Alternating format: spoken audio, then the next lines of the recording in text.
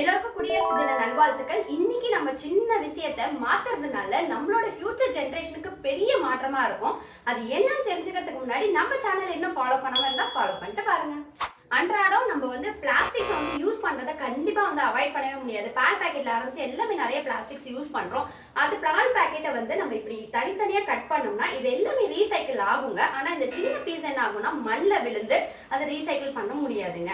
அது நம்ம மண்ணோட வளத்தை கெடுத்துரும். அதனால இந்த சின்ன பீஸை இந்த பெரிய பாக்கெட்டுக்குள்ளேயே போட்டுட்டு நீங்க குப்பையில போட்டுருங்க. அப்படி இல்லைன்னா அந்த பாக்கெட்டோடய இந்த மாதிரி கட் பண்ணிட்டு இதை மடிச்சுட்டு அழகா நீங்க இப்படி ஊத்திடலாம்.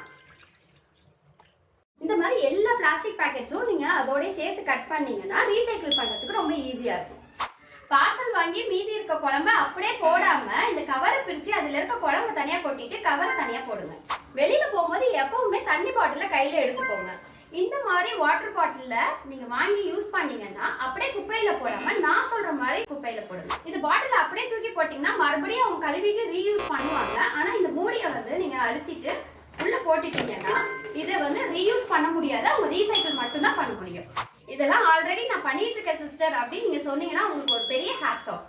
இன்னும் நீங்க பண்ணாம இருந்தீங்கன்னா இன்னிலேருந்து இதை பண்ண ஆரம்பிங்க. இது ஒரு சின்ன மாற்றம் தான் பெரிய வித்தியாசத்தை காட்டும். இதை நீங்களும் ஃபாலோ பண்ணிட்டு மற்றவங்களுக்கு கண்டிப்பா ஷேர் பண்ணுங்க. ஜெய் ஹிந்த்.